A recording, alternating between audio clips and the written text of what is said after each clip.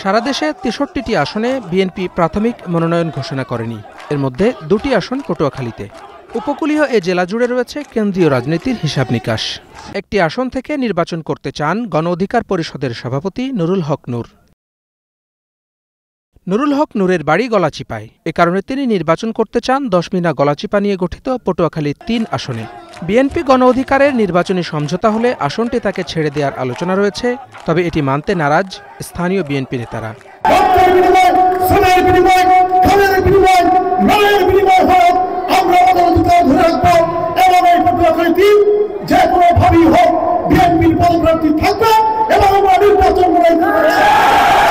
পটুয়াখালী ২ আসন থেকে নির্বাচন করতে চান এনসিপির বরিশাল বিভাগীয় সাংগঠনিক সম্পাদক অ্যাডভোকেট মুজাহিদুল ইসলাম শাহীন।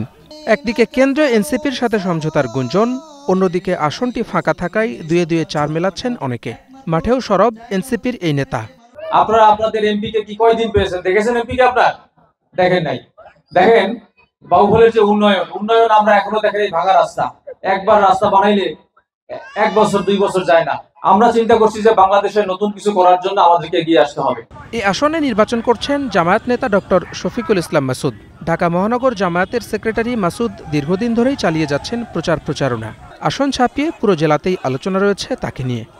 আগামী দিনে কাজকে আরো বৃহৎ পরিসরে করার জন্য বাংলাদেশ জামায়াত ইসলামের সৎযোগ্য দক্ষ নেতৃত্বে দাঁড়িপাল্লার প্রতীকে ঐক্যবদ্ধভাবে ঘরে ঘরে জনে জনে বারে বারে গিয়ে আমরা কি এই দাঁড়িপাল্লা বিজয়ের আহ্বান পৌঁছাইতে রাজি আছি। তবে সমীকরণ যাই হোক, নির্বাচনের রাজনীতিতে কেন্দ্রের সিদ্ধান্তই চূড়ান্ত বলে জানিয়েছেন জেলা বিএনপির এ নেতা।